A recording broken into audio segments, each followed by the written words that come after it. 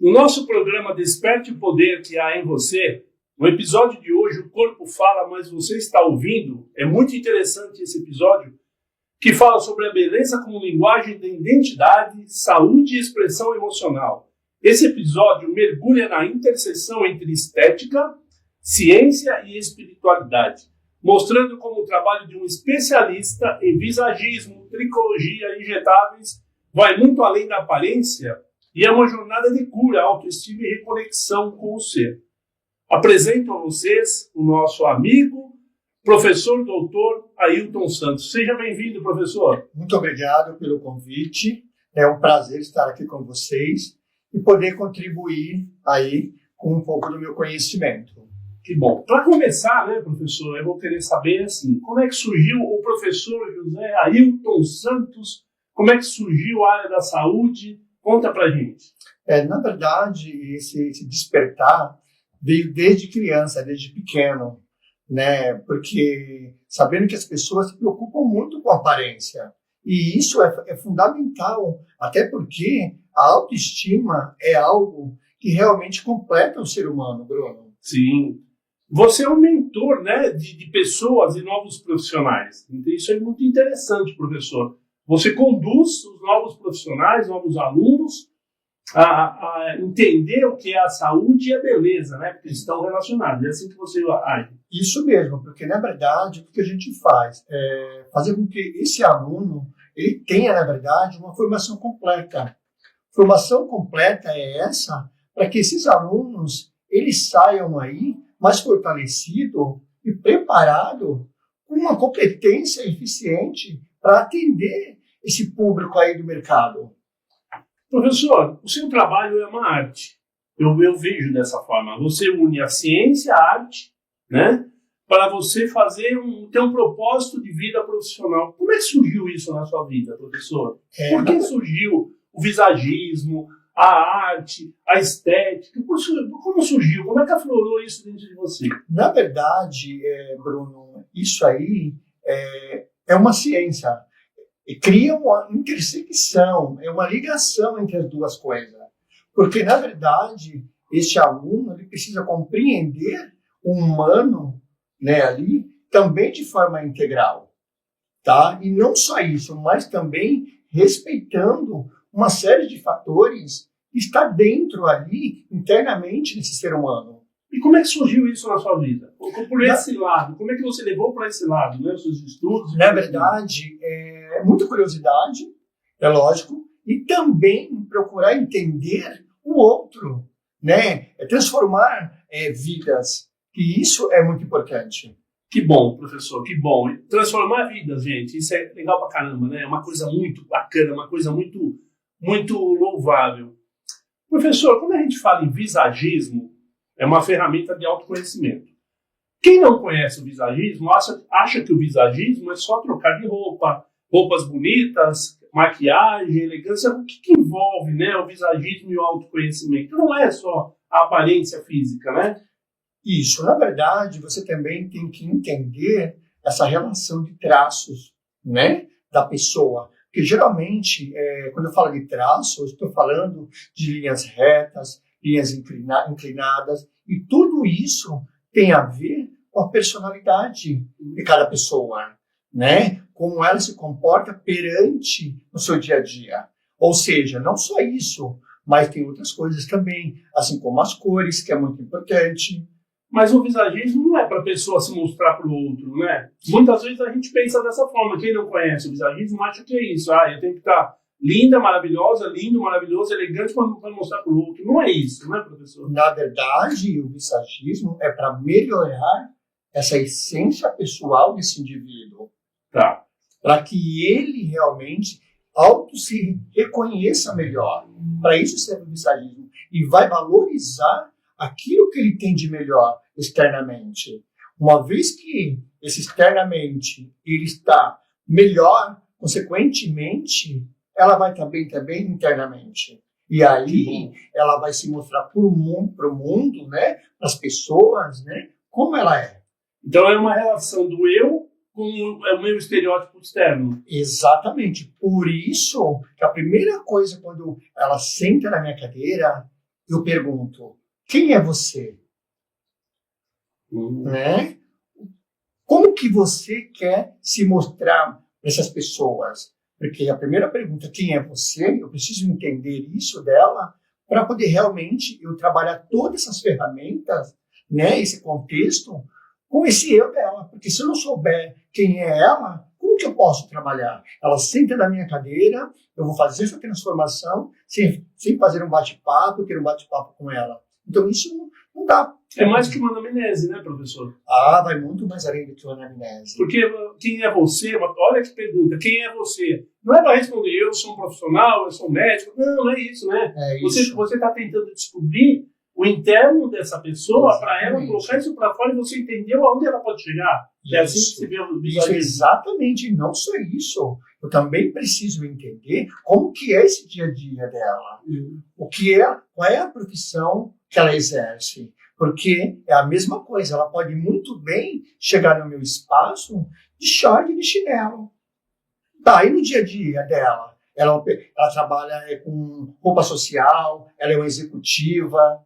Então, por isso que eu também tenho que entender o dia a dia dela e como ela trabalha, do que ela faz. Eu vi numa aula que o professor estava ministrando, que o professor fala, não basta ser, precisa aparecer, né? Exatamente. É a mesma coisa, se eu pegar um advogado que está de bermuda e camiseta no momento de relax, se ele estiver aqui numa audiência, não vai dar credibilidade para um frente da justiça, alguma coisa assim. E não só isso, tá? Quando você faz uma autoanálise dessa pessoa, né, ela é 2 segundos. Ou seja, essa autoanálise, que não é uma autoanálise porque ela dura segundos, é 30 segundos para você criar uma imagem dessa pessoa, seja uma imagem positiva ou negativa dessa pessoa. Ou seja, muitas das vezes a expressão dela, naquele momento, naqueles 30 segundos, pode abrir portas como pode fechar portas. Exatamente isso. Eu ia até lhe perguntar uma coisa. A leitura do rosto, o formato do rosto, a expressão, pode mostrar traços comportamentais, emocionais da pessoa? Dá para perceber dessa forma? Dá, porque quando nós estudamos as linhas e os formatos, né, e os temperamentos, que a gente chama de temperamento colérico, melancólico, sanguíneo, fleumático, nós estamos falando de uma natureza quadrimembrada. Quando eu digo de uma natureza quadrimembrada, eu estou dizendo também, eu posso falar assim, se o rosto é redondo. Tá? Quando estou falando de redondo, estou falando de uma linha contínua. Mas será que existe esse rosto redondo? Estou falando de linhas. Será que existe esse rosto redondo? Se a gente for parar para pensar, claro que não. Se eu estou falando de uma linha contínua, agora o oval, com certeza. Eu estou falando de linhas, traços. E não só isso, e falei da natureza quadrimembrada. Quando uma linha, né, um traço, e o rosto e os temperamentos, eles têm que estar atrelados. Porque você consegue olhar para a pessoa, saber se ela é colérica, melancólica ou sanguínea, através de traços e comportamentos. Tá? Só que esses comportamentos, né, ele pode ir mudando no decorrer da sua vida, com os tropeços. Então, aos 7 anos, essa criança ela já começa a ter uma opinião, certo? E ali ela vai crescendo, ela vai tendo, ou continuando com aquelas mesmas opiniões, ou ela mudando, e aí ela chega nos 30, 40, 50 anos, e com os tropeços da vida, com a experiência, modifica. Aí ela começa a modificar os comportamentos, não digo modificar, mas melhorar esses comportamentos. Entendi. É importante isso. Professor, eu queria saber de algum caso real que o professor já atuou, algum paciente ou mesmo aluno, que após uma consultoria visagista, é assim que eu posso falar, essa pessoa se redescobriu. Tem algum caso que o senhor possa falar? Sim, tem muitos. Né? Qual um aí que foi marcante? Poxa, depois que eu comecei... porque quando você faz todo um trabalho aí nessa questão desses casos reais, você não está trabalhando somente, você está trabalhando multidisciplinar. Isso é importante, porque quando eu falo multidisciplinar, estou falando, vamos pensar assim, no dentista, no fonoaudiólogo, que trabalha a tua voz. Eu posso pensar no cabeleireiro, na manicure, Tá. Né? Então, tudo isso ele acaba né, se conhecendo. Então, por isso que eu digo que ela se olha no espelho e ela diz assim, essa não sou eu. Mas, ao mesmo tempo que ela diz isso também, ela fala, agora sou eu. Por quê? Porque a autoestima dela, ela às vezes acha que ela não tem a capacidade para se reconhecer. Mas, para isso, o visagista, esses percussores da imagem, ele precisa estar ali trabalhando multidisciplinar. O professor disse uma coisa que, quando você olha no espelho, né? Eu até em palestra falo sobre isso. Quando eu estou numa palestra, numa sala de aula, eu sempre pergunto, quem tem medo de vir na frente? A pessoa levanta a mão, eu falo, venha. É aquele desespero. Porque tem pessoas que não conseguem te olhar no espelho. É impressionante, né? Ela não consegue assimilar a imagem dela. E como é que ela vê dessa imagem se ela não consegue olhar? Então, o pessoal fala, mas, professor Bruno, como é que eu vou resolver isso? É simples, conversa com você no espelho. A partir do momento que você conversar com você e começar a se admitir, você consegue encarar. Auto-se-aceitar. Qual a relação, agora falando do capilar, a relação da saúde capilar com o equilíbrio interno? O que é a saúde capilar? Eu não sou dessa área, eu não conheço. Na verdade, a saúde capilar ela está interligada no nosso corpo como um todo. Então, se você... o estresse é um dos fatores que acaba comprometendo a saúde capilar. Até porque o estresse oxidativo, dentro da saúde capilar, existem artigos científicos que hoje comprovam que esse estresse ele afeta a fase de crescimento dessa saúde capilar. E não só isso, a alimentação, o problema de hormônios, problema de tireoide, alimentação. Então, a saúde capilar, ela mexe com o equilíbrio dele, né, da pessoa, equilíbrio interno, né? Sim, ela começa a somatizar até doenças, alguma coisa. Sim, sem dúvida, porque o que acontece? Eu digo, às vezes eu ouço muito delas assim, eu estando com meu cabelo bonito, eu posso colocar qualquer roupa que para mim está bom. Você escuta isso? Escuto muito. Então, essa saúde capilar, ela tem que ser cuidada também com muita cautela, tá? Então, assim, hoje a gente tem aí transformações, né, com relação à saúde capilar.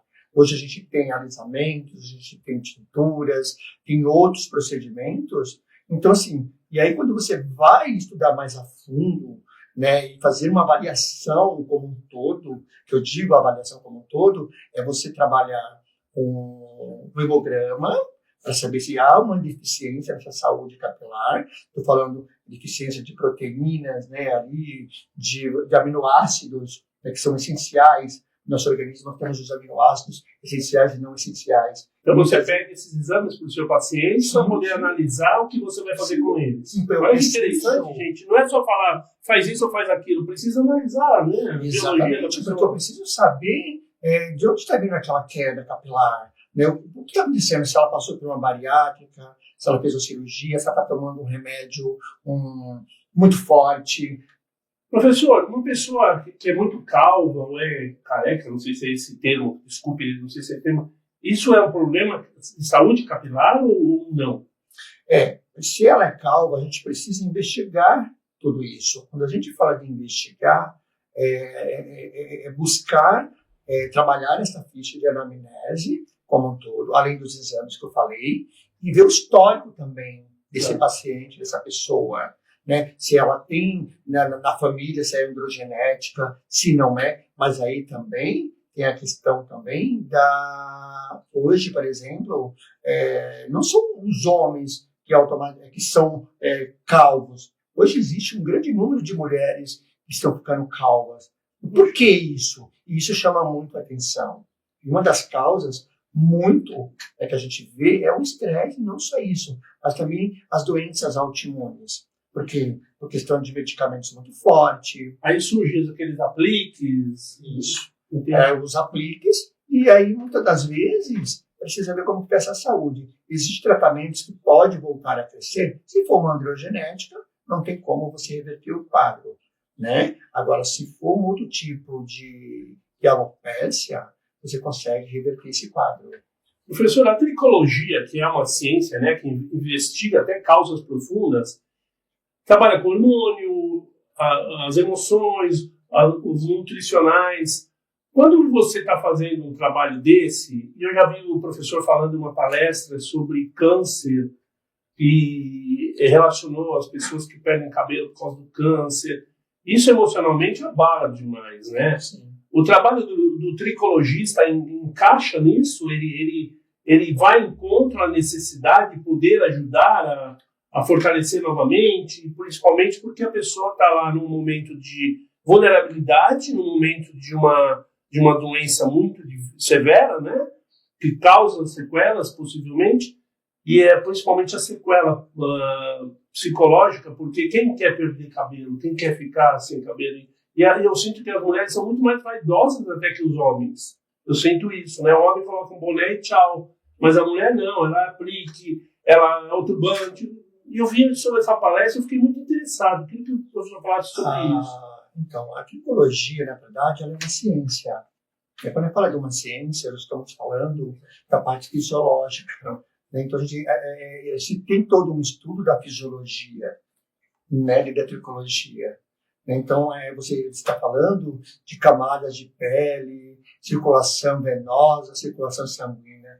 Então, a tricologia, ela é uma ciência, ela faz parte de uma ciência. Quando surgiu na Inglaterra, em 1902, né, que eles foram estudar esses casos, pessoas que vieram de tratamentos severos, como câncer, né, que são pacientes que chegam ali, muito sensibilizado, né, você tem que ter toda essa cautela, né, em abordar e tratar esse paciente como um todo. Então, assim, você consegue reverter, mas para isso eu preciso ter uma autorização médica. Se o tratamento, começar um tratamento tricológico a partir do momento que ela teve alta do médico, né, até porque também, aí volto a dizer, precisa desse exame também de sangue, para saber como é que está nessa situação de proteínas de aminoácido, né, como um todo ali, e autorização médica. Você consegue sim ter resultados extremamente promissores, né? E aí você acaba entrando no tratamento com a base de fatores de crescimento.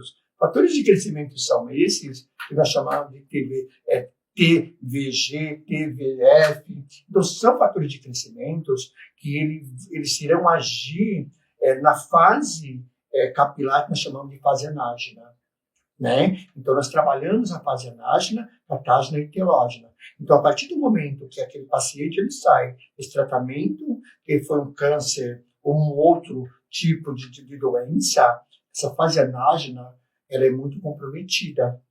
Então, você precisa ser assertivo, né? E com aquele fator de crescimento para justamente ele agir naquela fase anágena. E volta o cabelo? O cabelo volta. E aí o que acontece? Em alguns casos, os cabelos, por exemplo, cacheados, eles acabam voltando mais lisos. Outros que eram lisos acabam voltando cacheado. Mas aí é um conforto para quem perdeu o cabelo tão fácil, se for liso, cacheado, né? Justamente. Nós estivemos, fazendo um parênteses, nós tivemos uma palestra sobre câncer de mama juntos numa universidade, eu lembro disso. E em um determinado momento o professor falava sobre aquelas mechas, sobre o turbante. Explica para o nosso público como é que funciona isso. O que traz para o paciente que perdeu o cabelo, que tinha aquela loucura pelo cabelo, aquela paixão, de repente se viu naquela situação, perdeu tudo. Como é que ele lida com essas mechas, com esse turbante? É um artifício temporário, tá? Mas ele ajuda na reconstituição do eu, da pessoa se sentir melhor, se sentir menos evasiva do que ela perdeu? Conta pra gente. Na verdade, sim, porque, veja bem, nós acabamos de falar, né, de sagismo, nós falamos de imagem, de tricologia, nós falamos de autoestima. E ali é uma maneira de, quando a gente ela começa a usar esses acessórios, é uma maneira de melhorar realmente a autoestima. Né? Algumas, são poucas que acabam assumindo, né, aquele momento sem cabelo, mas outras já conseguem usar esses adereços, né, para poder autoestima ir melhorando aos poucos. Outras preferem não, deixa assim e acabou. Mas, de uma certa forma, claro que ele ajuda, porque isso faz parte da imagem, isso faz parte do cabelo, da autoestima. Então, e por incrível que pareça, a maioria delas, elas querem um acessório para usar no cabelo. E um dos que elas procuram muito são os turbantes, aquelas que sentem muito calor, o couro cabeludo, que realmente é um fator, quando ela termina a quimioterapia dela, o corpo ainda está, o organismo está restabelecendo, esse couro cabeludo, muitas das vezes, ele fica sensível e ela sente muito calor.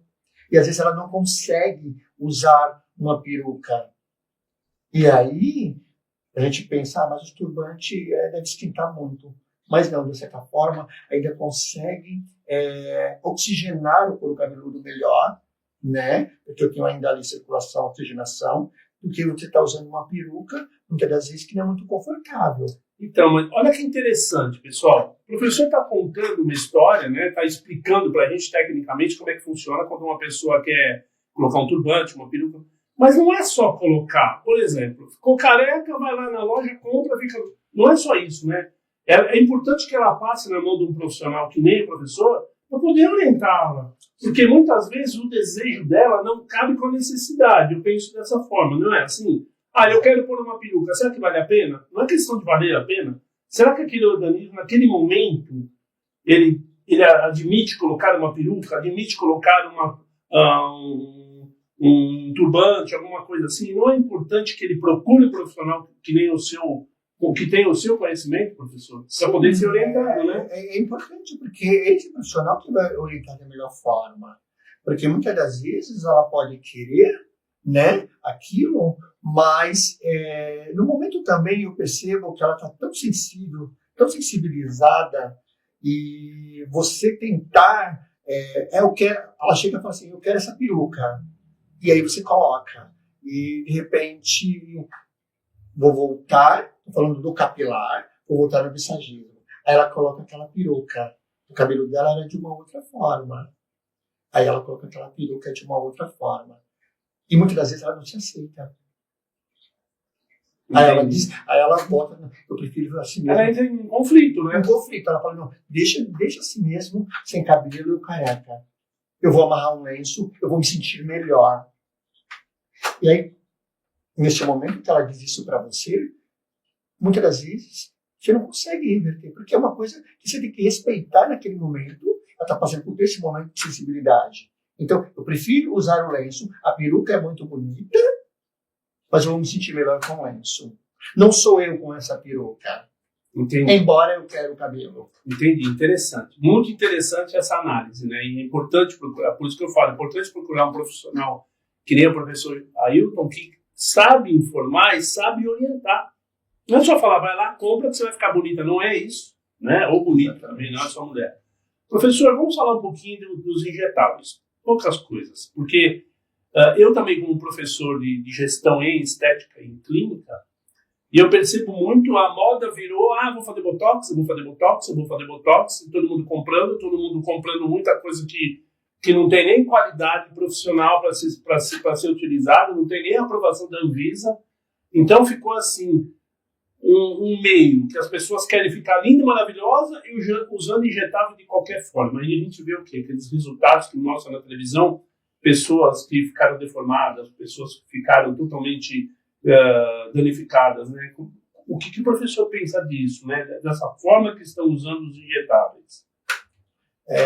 Primeira coisa, eu sempre digo que o menos é mais. Eu sempre digo que o menos é mais.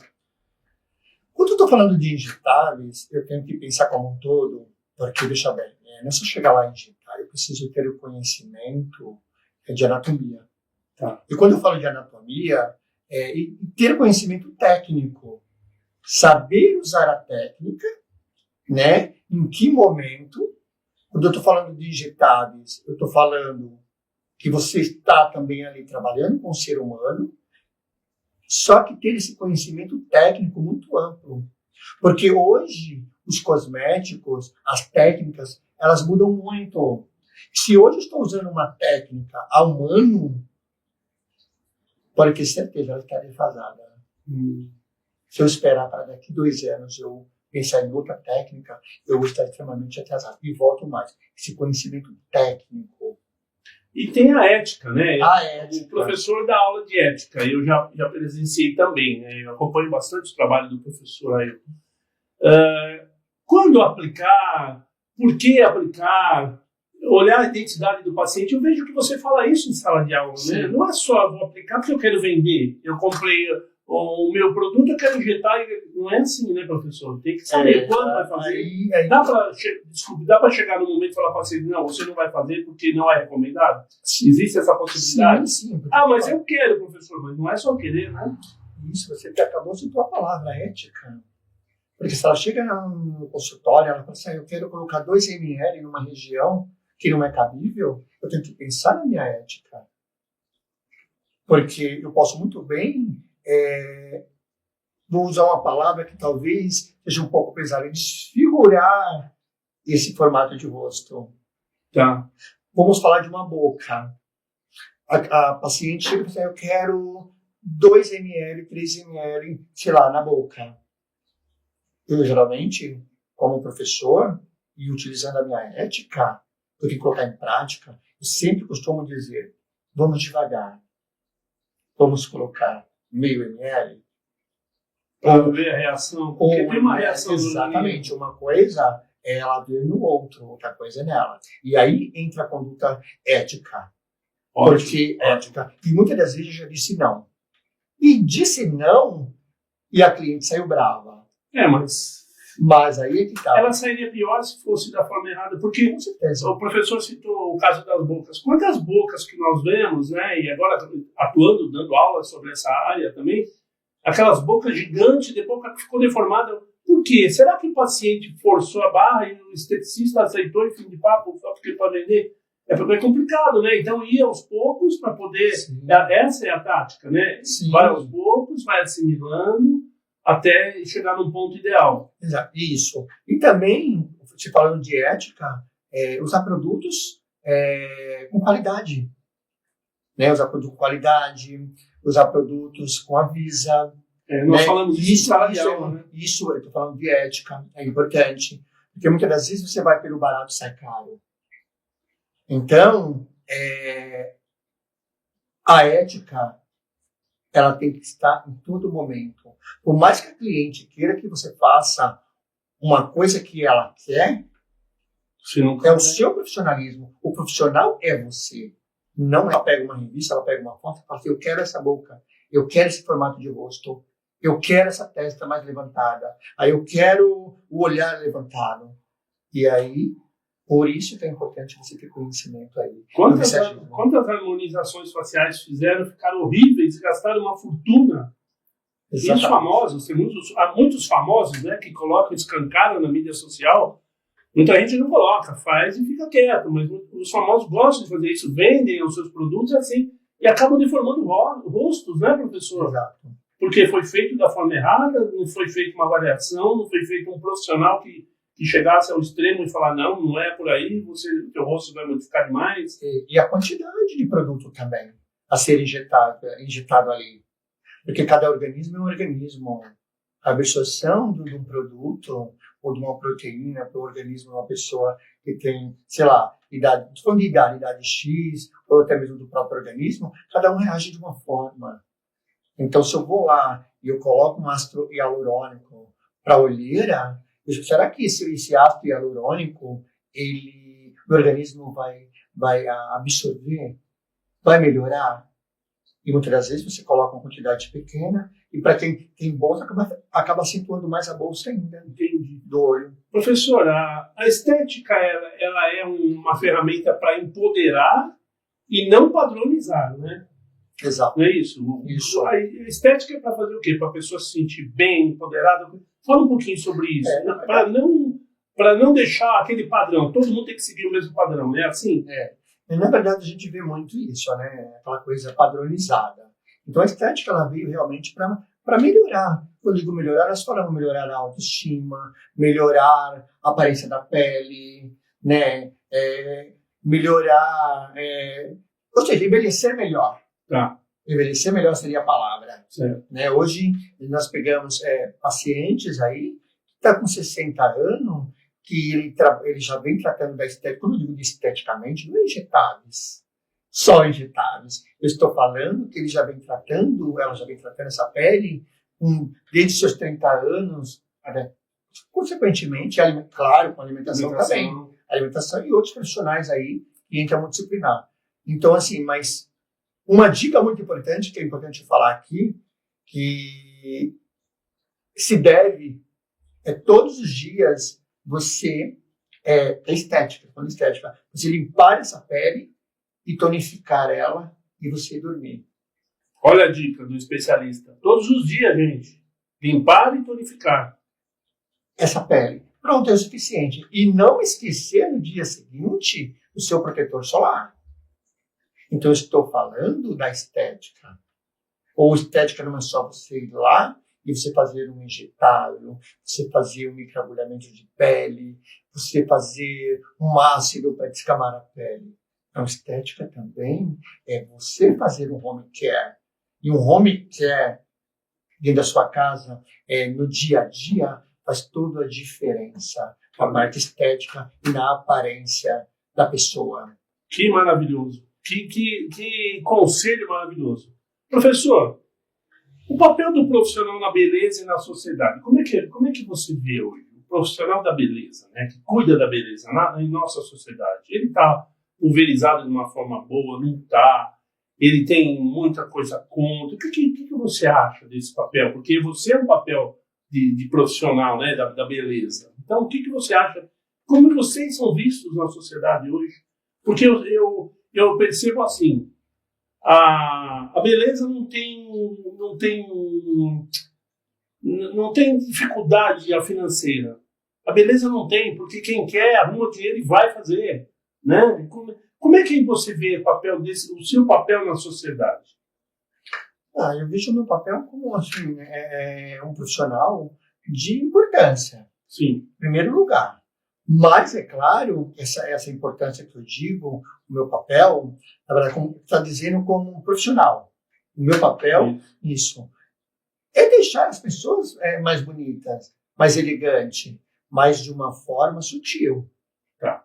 De uma forma que eu digo assim, por exemplo, eu sou um profissional que eu não gosto, eu faço o procedimento, mas eu não gosto que as pessoas percebam que eu fiz algum procedimento. Porque eu gosto do procedimento sutil, suave. Certo. Nada muito exagerado. Não porque o mundo pede, né? Não porque a beleza é o estereótipo. Então, este é o meu papel como profissional. É fazer, como eu acabei de dizer, aquilo que vai satisfazer o meu cliente, mas também dentro de uma conduta ética, e que as pessoas irão olhar para aquele indivíduo e falar assim, nossa, como você está diferente, você está bonita, mas não sei o quê. O que você fez? Não é aquele choque, Exatamente. Esse é o meu papel como educador, esse é o meu papel como profissional da estética. A estética é um canal de cura emocional, professor? Com certeza. Porque se eu estou falando de cura emocional, estou falando da autoestima. E a autoestima também cura. Eu estou elevando essa autoestima. E muitas vezes você pensa que você está levando essa autoestima naquele indivíduo que é o mínimo, mas para ela aquilo é o máximo. E aí aquela pessoa ela volta a sorrir. Ela volta a se mostrar para o mundo. Isso é gratificante para o professor, né? Para o seu paciente, né? Muito gratificante, porque às vezes eu já ouvi muito. Você não sabe o quanto você me ajudou, né? Já ouvi, canso de ouvir. Eu faço, Ailton, professor Ailton, terapia, me ajuda muito. Mas quando isso acontece, por incrível que pareça, foi muito mais além do que eu imaginava. Não desmerecendo. E isso te emociona, te deixa você feliz. Porque saber que tem outros profissionais ali ajudando essa pessoa e você ouve isso dela. Você me ajudou muito mais do que a minha terapia. Não que não ajudou, porque foi um conjunto. Isso é muito foi um legal. conjunto, né? Professor, só voltando uma parte capilar que eu queria que vocês ficassem sabendo, o professor Ailton é um dos professores, é um dos mestres no cabelo platinado, é isso que chama? Isso. Esse homem não é brincadeira, gente. Querem saber sobre cabelo platinado? Entre na rede social que ele vai falar daqui a pouco. É uma sumidade, viaja o país inteiro. Já sei que tem proposta de Portugal para levá-lo para fazer palestras sobre isso. É uma sumidade nisso. Isso é muito importante. Eu passei batido no começo, mas deu tempo da gente voltar, né, a mexer com essa situação. Professor, a gente está caminhando daqui a pouquinho aí para o nosso final do nosso bate-papo, que não é uma entrevista, é um bate-papo, um canal de bate-papo. Professor, você forma profissionais. O que você espera desses profissionais quando acabar o curso dele? Que ele saia da sua asa dentro de uma sala de aula, dentro de uma universidade. O que você espera que esse profissional haja como esteticista, como visagista? O que você espera isso dele? Qual é a mensagem que eles têm que te retornar para você olhar e falar, caramba, esse aí foi meu aluno, essa foi minha aluna? Qual é? A primeira coisa que eu observo muito é a ética. Primeira coisa. Eu espero desse profissional a ética. É a primeira coisa. Respeito o ser humano. Exatamente. Né? E que não passe por cima de outros profissionais. Isso é muito importante. E aquilo que ele aprendeu dentro da sala de aula, no estágio, ele leve com seriedade, com competência. Ótimo. Né? Com competência, com a ética, porque ele está lidando com vidas. Então é isso que eu espero. E quando eu vejo um profissional, um ex-aluno meu, que ele age com a ética, com competência, com técnica e seriedade, isso me deixa muito feliz. E hoje eu tenho profissionais que se tornaram profissionais, eu tenho muito orgulho dentro da sala de aula, que assim, você tem um futuro, você vai longe. E muitas das vezes eles não acreditam, porque a gente olha para aquele aluno, a gente olha para aquele ser humano como um todo. E às vezes eu digo, não é aquele aluno que tira 10, mas aquele aluno que se compromete e ele age com ética e ele quer dar o melhor de si. Que maravilhoso. Não é ser mais um, né? Como eu falei, o professor ele usa a prática e eu uso a teoria. E em sala de aula, a primeira coisa, o professor já viu eu ministrando aula, a primeira coisa que eu falo para os alunos, no primeiro dia, eu sempre pergunto, quem está aqui só para ganhar nota? Você quer ganhar nota? Pode ir embora, eu te dou 10. Agora, se você quer ser diferente, um profissional diferente, não ser mais um no mercado, fica aqui. E ninguém sai. É isso que a gente quer, né? Porque que ele seja diferente, que não seja mais um. Mais um esteticista, mais um terapeuta, mais um... Não é isso que a gente espera do profissional, né? Ser bom, né? Ser bom naquilo que ele vai fazer. Ser diferente. Ou seja, né? escolher aquilo que ele sabe fazer de melhor. Porque não adianta a gente fazer tudo e ao mesmo tempo você não faz nada. Então seja bom. O que você é bom? É nisso? Então você vai se especializar naquilo. Eu tiro por mim. É importante eu falar isso aqui. Para que as pessoas que estão aí nos vendo, nos ouvindo, eu queria fazer tudo ao mesmo tempo. Quando eu me deparei, não estava fazendo nada. Não chegava ao lugar nenhum. Por quê? Porque eu deixava a prática de lado. Ou seja, eu tinha um conhecimento teórico, mas eu não fazia prática. E aí eu tive que dar um passo para trás, para realmente colocar em prática aquilo que eu tinha, mas que estava guardado, mas que eu não exercia. Que maravilhoso. Professor, a gente está chegando no final do nosso bate-papo, infelizmente o tempo, né, vai buscando a gente, mas eu queria falar sobre uma frase que o professor disse num congresso e eu estava presente. E eu nunca vou esquecer isso. Quando tocamos o rosto de alguém, não tocamos apenas a pele. Tocamos histórias, crenças, medos e sonhos. Isso exige respeito, técnica e alma. Isso o professor falou e é uma frase muito forte, né? Fala sobre isso pra gente. Quando você toca em alguém, quando você toca na pele, você está fazendo o quê? Na história da pessoa, tirando medo, sonho. Você falou isso no congresso, isso marcou tanto, professor. Olha, gente, eu vou tirar óculos, desculpa. Eu, sinceramente, tantas coisas que eu falo, né, assim, em congresso, eu falo em palestra, que realmente eu não me lembro. Mas, assim, quando você toca em alguém, né, que você... É importante que você... Como eu posso falar? Você... Acho que... Está entrando na intimidade dela, né? A primeira coisa, quando você está tocando em alguém, volto a dizer, a ética, o respeito, tá? Seria isso. O que mais que eu poderia... A história da pessoa, você disse que você mexe na história, na crença, nos medos e sonhos. Isso é o toque, você faz isso. Isso. Né? Isso é muito importante, porque você está resgatando algo que a pessoa precisa, porque quem te procura está doente, entre aspas, não doença, mas não está bem de cabeça, não está bem consigo mesmo, não consegue chorar no espelho. Então você fala do respeito, da ética e está mexendo na alma. Isso é muito importante, né? Não, porque assim, quando você fala de ser humano na alma, você tem que ter uma sensibilidade muito grande para lidar com essas pessoas. Certo. E aí, volto a dizer, se colocar no lugar dele, né? E sempre que você vai tocar em alguém, uma das coisas que eu ensino muito, tocar no rosto de alguém, das pessoas, eu falo para meus alunos, dá licença. Olha que bacana. Não é só colocar a mão, não é só porque está ali. Exatamente, dá licença. Porque você não está invadindo o espaço da pessoa. Exatamente, no que eu posso ajudar. Então, assim, isso acaba voltando para a ética. Que bacana. Professor, eu gostaria muito de agradecer demais a sua presença aqui.